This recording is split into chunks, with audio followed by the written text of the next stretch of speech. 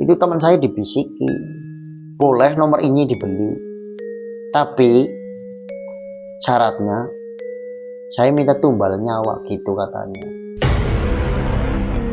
Teman saya ngomong sambil ketawa, itu kan kayu buat nutupin orang mati dulu waktu pemindahan makom 15 meteran lah.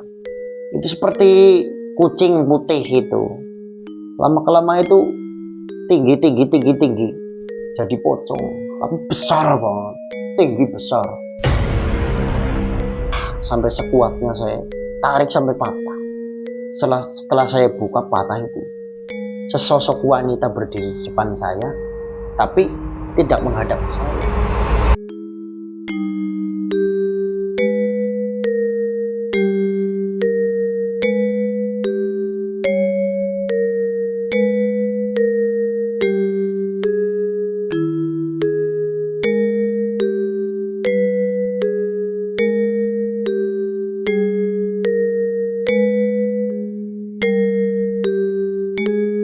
Assalamualaikum warahmatullahi wabarakatuh. Selamat malam Sobat Jaringan Misteri, kembali lagi dengan saya Manda Firmansyah. Malam hari ini kami tim Jaringan Misteri akan membawakan sebuah kisah nyata yang akan disampaikan oleh Mas Radit. Ya, Mas Radit, gimana kabarnya, sehat? Alhamdulillah. Selamat dulu Mas Radit. Ya. Mas Radit, sekarang pekerjaannya gimana Mas Radit? Ya, alhamdulillah masih lancar. Ya, bikin kerajinan aksesoris. Oh, masih sama ya? Masih. Yang dipakai sekarang ini masih ya? Ini. Ya, oh ya, baik. Oke. Mas Radit, ini sebelum kita mulai podcastnya Mas Radit, ada hadiah dari tim Jaringan Misteri. Iya. Mohon diterima Mas Radit, nggak seberapa, tapi mohon diterima ya. Oh iya, terima kasih. Iya. Boleh dibuka Mas Radit? Oh iya. Wah, Jaringan Misteri. Iya. Selalu ada yang mengawasi. Ya, keren teman-teman. Boleh disimpan dulu ya Mas Radit. Nanti bisa dikasih lagi Mas Radit. Disimpan dulu sama tim. Iya. Ya. Oke. Sebelum kita mulai podcastnya, jangan lupa klik like, subscribe, dan bagikan ya teman-teman. Mohon dibagikan dan di like ya teman-teman.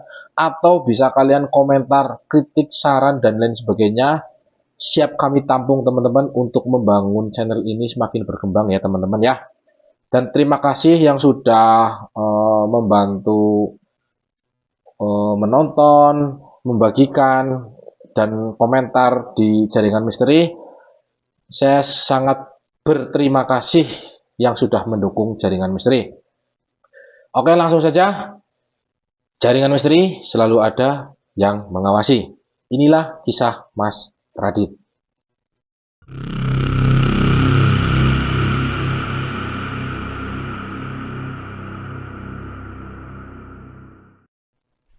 Saya akan menceritakan pengalaman saya mencari bahan untuk aksesoris saya, sama mencari benda-benda unik. Contohnya seperti bambu yang unik, akar-akar memang yang unik. Itu biasanya di tempat-tempat permakaman umum, kadang-kadang di Panembahan atau di tempat-tempat yang wingit-wingit, seperti di lereng-lereng gunung, kadang di hutan, pokoknya ada sumur-sumur tua, kadang itu di hutan lah. Ya, saya pernah mengalami peristiwa yang sangat menakutkan lah. Itu saya sedang mencari memang kayu. Itu di daerah Banyumas saja. Itu ada pemakaman. Pemakaman itu katanya pemakaman liar. Pemakaman liar itu di sebelah jalan raya, sebelah utara jalan raya itu. Itu di daerah Banyumas saja. Itu waktu saya mencari akar mimang itu, tiba-tiba ada orang bilang, "Mas, kok kamu berani banget sih ke makam sini?" "Oh, saya nggak tahu Pak, kenapa sih? Padahal siang-siang itu hantunya kadang-kadang bisa kelihatan." Saya sedikit nggak percaya, masa siang-siang hantu bisa kelihatan. Tapi menurut narasumber itu, dia itu bilang kadang-kadang kalau jam 2, jam 3 itu kadang-kadang bisa kelihatan. Kadang-kadang ya kalau orang yang lagi apa namanya begya lah, cara nunya bahasa Jawa itu begya itu bisa melihat, enggak malam enggak siang. Setelah mendengar cerita itu dari narasumber itu, katanya jalan raya itu sering terjadi kecelakaan. Sebetulnya itu pemakaman itu bukan pemakaman tadinya, itu cuma kebun biasa, tapi buat pemakaman, makanya sangat angker itu. Ternyata itu buat pemakaman liar. Orang yang terkena korban kecelakaan itu kadang-kadang meninggal di situ kan. Ada kepala, kadang dikubur di situ. Ada tangan, kadang dikubur di situ. Ya organ-organ lah kadang. Malah kadang yang nggak tahu identitasnya, mayatnya meninggal kecelakaan itu dikubur di situ. Makanya tempat itu terkenal angker. Tapi kan saya nggak tahu kalau tempat itu sangat angker. Ya menurut narasumber itu cerita, semakin kesini saya semakin yakin. Setelah udah selesai diceritain sama narasumber, saya lanjut kembali cari memang akar. Mau saya bikin buat aksesoris seperti ini gelang. Tapi itu kan kayunya bertuah loh. Kadang-kadang itu ada kayu nagasari itu sangat bertuah di permakaman itu banyak. Itu ada Panembahan, makom kuno itu di situ, malah di situ selfie saya di situ. Nah di situ katanya itu menurut narasumber itu saya nggak boleh ke situ, katanya itu makom sangat keramat gitu. Nah, itu menurut orang situ itu sangat angker, nggak ada yang berani ke makom itu yang ada pohon nagasarinya. Saya ke situ. Terus saya berpikiran, oh ini pohon keramat. Saya lebih baik pulang, bilang sama teman saya. Teman saya itu kan sering beli togel. Nah, teman saya itu sangat berambisi, kepingin dapat togel itu tembus. Yang ya nggak miliaran, ratusan juta ya nggak apa-apa gitulah. Nah, keesokan harinya pada hari Jumat jam 2 siang, teman saya itu aku ajak ke sana, ke pemakaman itu. Saya ajak ke sana, katanya kamu mau cari nomor togel yang situ yang keluar. Ini nomor keramat ini. Di pohonnya itu pohon angker itu. Tempat pemakaman kuno. Itu katanya tempat keramat, benar-benar keramat angker itu. Terus teman saya tergiur, saya ajak ke situ. Nah setelah sampai di situ, ya memang dia di tempat kayak gitu harus bawa persyaratan, harus bawa ubah rampe lah. Ya buat sobatan. Karena kan kita harus menghormati para leluhur kita lah. Itu ya menghormati leluhur situ. Nah, bawa sobatan seperti bunga 7 rupa, sama dupa wangi, sama rokok kuda garam merah, terus sama pokoknya sekomplitnya lah. Nah di situ setelah ritual, saya nemenin teman saya itu, yang teman saya yang ritual situ. Di situ itu ada tragedi yang menakutkan waktu sama teman saya lagi minta togel di situ. Tiba-tiba tanpa diduga itu ada angin besar. Angin besar itu kayak puting beliung lah. Tiba-tiba ada suara petir menggelegar di atas, menyambar-nyambar. Padahal nggak hujan di situ, cuma di bawah pohon itu. Tiba-tiba itu dari pohon itu keluar kayak angka 4 angka itu. Ya 4 angka itu sama teman saya itu dicatat pakai daun itu. Karena persyaratan cari nomor kan biasanya pakai daun sama itu lidi itu. Jangan pakai kertas sama ballpoint. Pakai lidi dicatat itu. Udah dicatat. Itu teman saya dibisiki. Boleh nomor ini dibeli. Tapi syaratnya Saya minta tumbal nyawa gitu katanya. Lah setelah itu nggak jadi, daun itu dilempar ke pohon itu. Teman saya sama saya itu lari karena angin besar Pak di situ, sama petir menyabar-nyabar itu nggak berhenti. Itu suara itu teman saya sampai apa ya, kayak orang trauma. Sampai sekarang itu seperti nggak, udah kapok lah, udah nggak percaya lagi sama itu minta nomor togel di tempat yang keramat itu. Ya seperti orang kapok lah gitu, takut lah gitu. Ya untuk keesokan harinya teman saya itu malah seperti sudah nggak mood lagi beli nomor togel itu.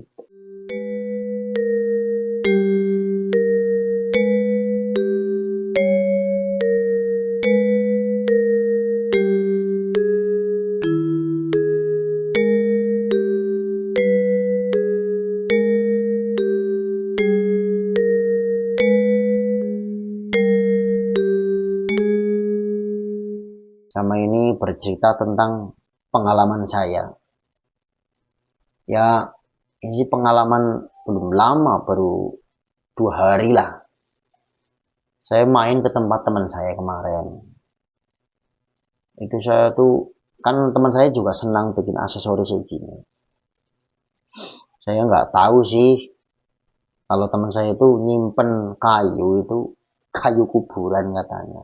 Dulunya itu ada pemakaman kuno, itu dipindahin karena itu mau dibikin dibikin perumahan dari kuburan itu, pemakaman itu dipindahin. Itu blabak itu kayu papan itu bekas buat itu nutupin orang mati itu. Nah itu sama teman saya itu dibawa pulang karena blabaknya itu, papannya itu kuat, keras kayunya. Nah setelah dibawa ke rumah itu nggak terus terang teman saya gitu kalau papan itu bekas buat nutupin orang mati dulu waktu pemakamannya dipindahin itu, karena mau digusur dibikin perumahan. Saya bikin, teman saya itu kasih kayu itu suruh motong, saya agak ragu. Ini motong buat bikin gelang bagus, kayunya keras, terus teksturnya juga seratnya bagus. Nah saya mau motong itu ragu-ragu, akhirnya teman saya motongin.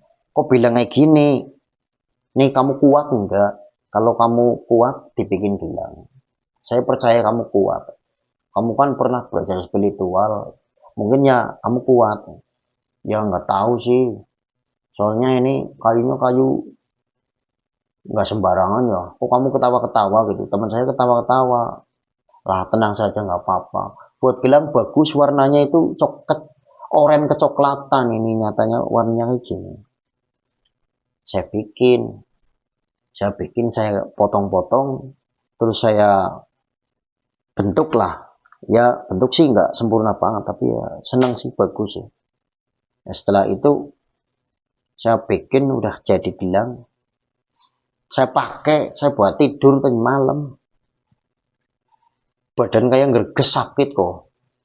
Kayak meriang, kepala sakit, pening lah. Terus tenggorokan ini buat nelen juga pegel, sakit. Sampai biasa tiap hari ngopi sampai nggak bisa ngopi karena makan obat tadi ya.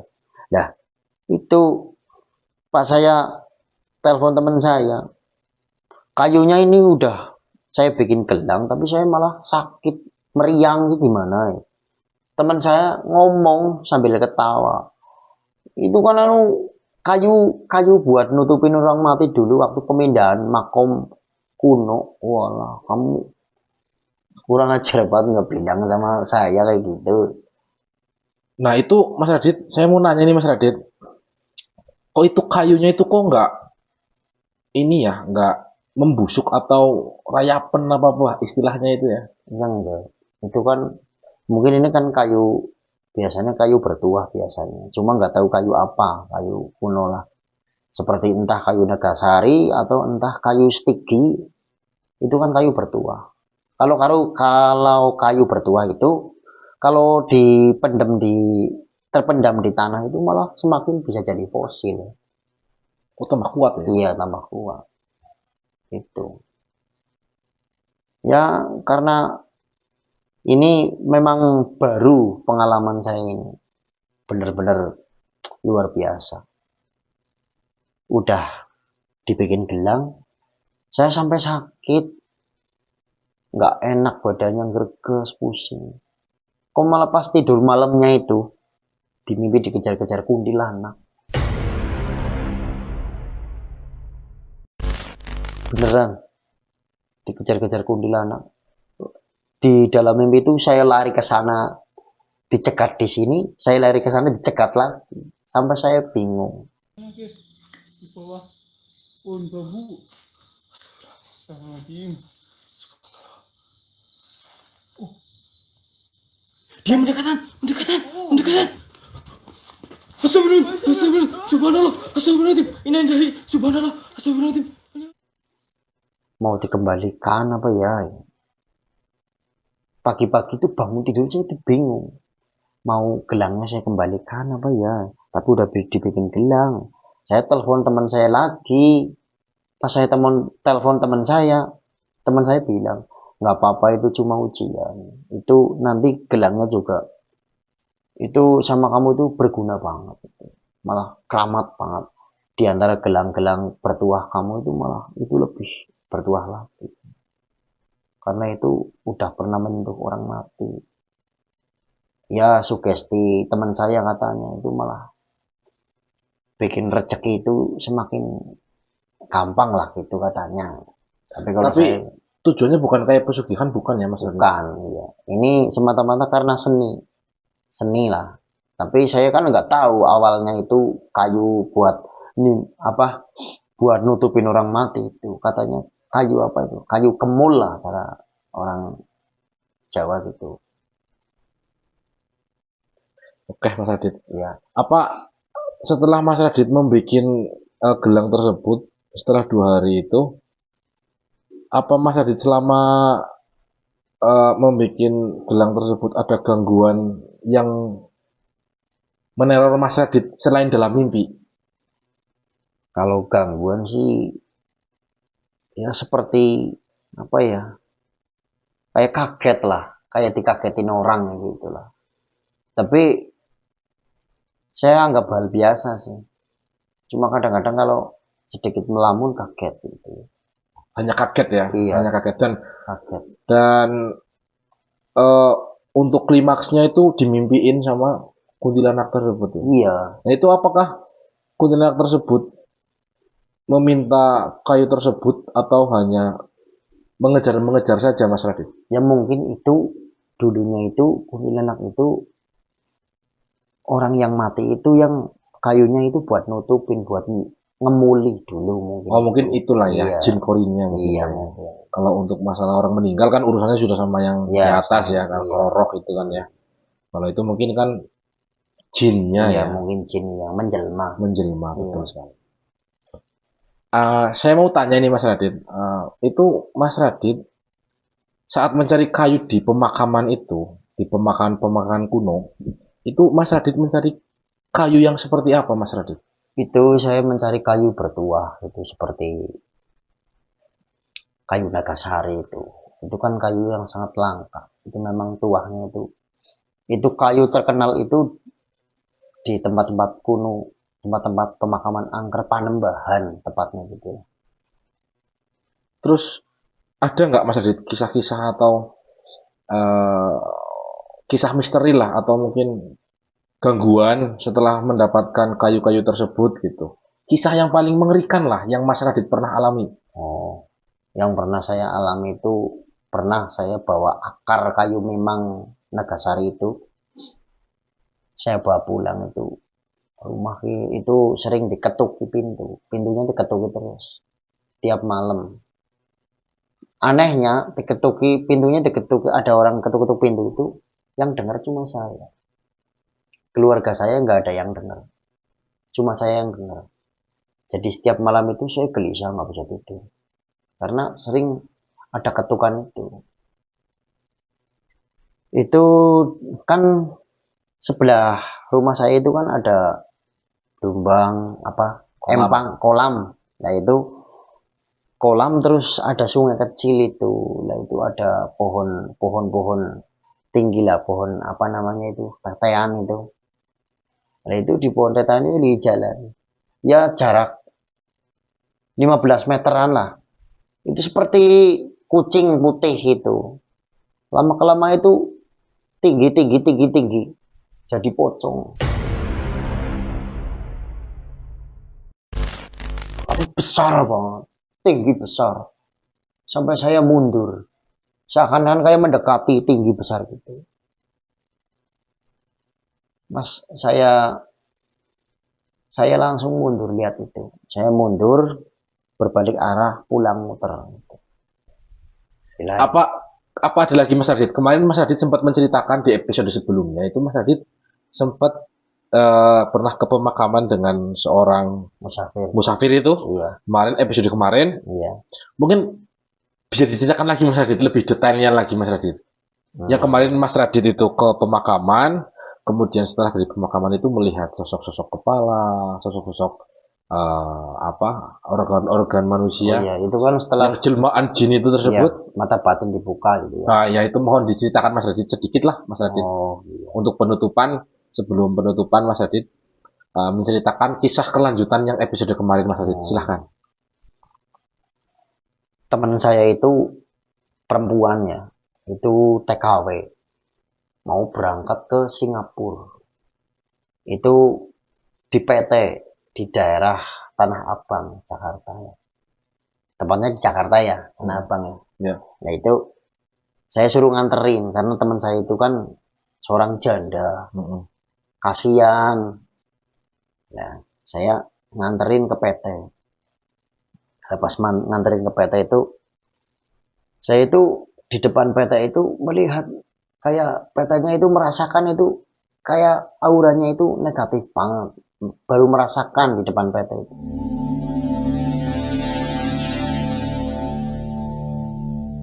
Ketemu petugas PT itu yang mau ini saya nganter TKW mau berangkat ke luar negeri itu. Oh, ya itu langsung atas nama ini ya, iya itu inisial W. Nah itu udah ditunjukin kamarnya, memang udah ditelepon dari rumah. Nah itu saya mau pulang sama teman saya nggak boleh, suruh nemenin dulu. Tapi kan dia perempuan, saya kan laki-laki, jadi saya tidur di luar sama sapam. Nah, pada waktu mungkin hari semakin malam lah ya, pada jam 1 itu kan udah mulai mau pagi, belum bisa tidur sama sapam, main gitar sambil ngopi, kan saya hobi musik juga, seneng nyanyi gitu. Waktu lagi nyanyi itu kayak ada yang ikut-ikutan nyanyi, saya ikut lalalala, di sana ada yang lalalala gitu, tapi suaranya itu kayak di sebelah saya nengok nggak ada gitu. Itu suara perempuan. Itu kejadian yang pertama. Saya kan 3 hari di PT itu. Oh, nemeninnya 3 hari itu. Nah, soalnya kan belum boleh pulang sama teman saya, suruh nemenin dulu, suruh ngomongin ke PT itu. Nah, Ya. keesokannya saya itu mau mandi itu ya pas mau subuh lah. Itu ada kamar mandi PT itu yang seperti ditutup, nggak boleh dipakai. Tapi kan saya nggak tahu kalau kamar mandi itu udah itulah disegel, nggak bisa dipakai lah. Saya buka, saya mandi di situ. Memang airnya bersih, mandi di situ. Setelah keluar dari kamar mandi itu, TKW itu cewek-cewek semua pada ngeliatin, Mas, kok mandi di situ? Itu kan nggak ada baknya, nggak ada gayungnya, nggak ada, apalagi sabun nggak ada. Loh, ada, aku kan mandi. Coba dibuka lagi. Pas saya nengok lagi, itu masih digembok. Berarti saya tadi masuk kemana, mandi di mana gitu. Itu yang aneh. Nah, itu udah merasakan aneh itu di situ. Tapi saya tetap nggak takut. Ini mungkin ya ujian lah atau tantangan buat saya. Itu ada TKW habis sholat duhur. Itu memang betul. Saya nggak bisa menyebutkan PT-nya ya. Ya, saya cerita pengalamannya aja ini. Karena ini sangat menakutkan. Itu TKW itu kesurupan. Habis duhur itu kesurupan. Dia itu kesurupan itu suaranya itu ngikrik seperti kuntilanak. Ketawa ya. iya. Nah, itu melotot ke saya loh, mau mencekik saya. Kemarin kamu mandi di sendang saya. Lah, saya kan tanda tanya, wah, saya mandi di sendangnya dia. Berarti kemarin itu pemandian goib juga itu. Benar-benar luar biasa itu. Saya berarti mandi di tempat hantu gitu. Nah, setelah itu didatangi sama ustadz itu buat diruqyah, sembuh seiring jalannya waktu sampai sore sampai malam juga. Itu pada malam baru jam 11 lah. Itu saya mau kepengen banget buang air kecil ya ke WC. Ya, buat WC sapam itu kan khusus ada di belakang. Saya ke WC sapam. Itu saya sambil nengok ke kiri lihat itu kamar mandi yang masih digembok itu, yang katanya buat mandi saya itu ternyata masih digembok itu. Nah, tak lihat kok saya merinding. Saya masuk ke WC pak sapam itu. Saya buang air kecil di situ, ada kaca. Sambil ngaca, terus cuci muka. Pas udah selesai kencing itu, saya keluar. Keluar itu pintunya nggak bisa dibuka, terkunci dari luar. Akhirnya pintu saya paksa buka. Pegangan pintu itu sampai patah, sampai sekuatnya saya tarik sampai patah. Setelah saya buka patah itu, sesosok wanita berdiri di depan saya, tapi tidak menghadap ke saya. Cuma terlihat punggungnya yang tertutup rambut panjang. Nah, saya kan nggak takut. Mungkin anak-anak TKW iseng ngerjain saya mungkin. Tapi pas saya lihat ke bawah itu kakinya nggak napak.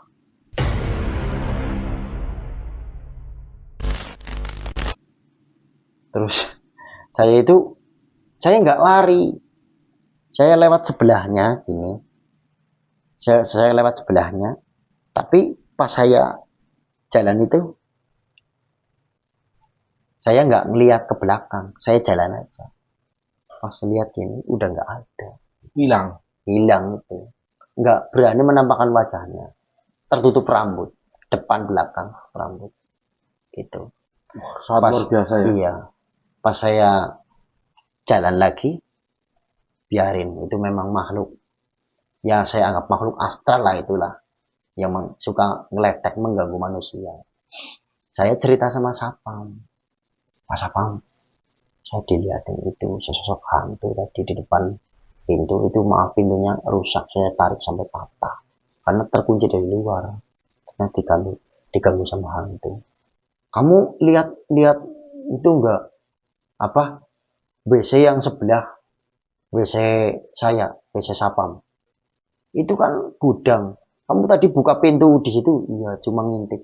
Itu dilarang, itu dulunya buat bunuh diri. TKW yang nggak terbang-terbangnya bunuh diri di situ.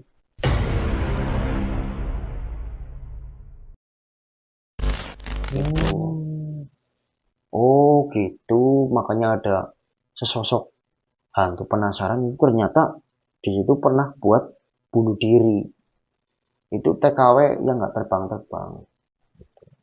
Padahal itu di sebelahnya toiletnya satpam ya mas ya? Iya, itu yang buat bunuh diri. Tapi anehnya itu nggak dikunci atau digembok sekalian loh, atau disegel sekalian gitu. Dibiarkan saja begitu ya? Iya, Hmm. padahal itu seperti gudang.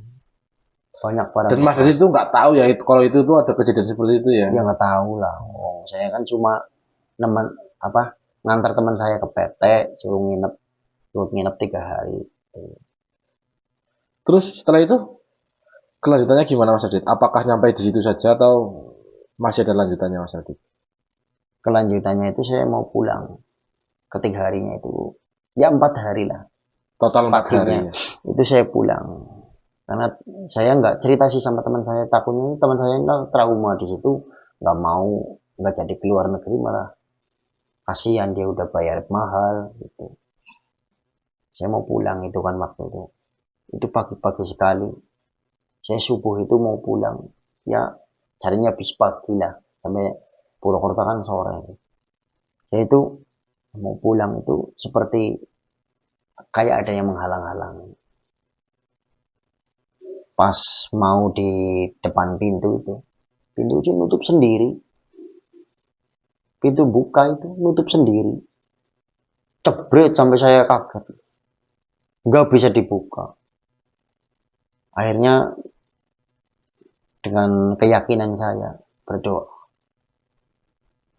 Terus saya bilang jangan ganggu. Saya niatnya baik di sini, nggak berbuat ulah. Saya mau pulang. Kalau saya nggak boleh pulang berarti kamu mau bermusuhan sama saya.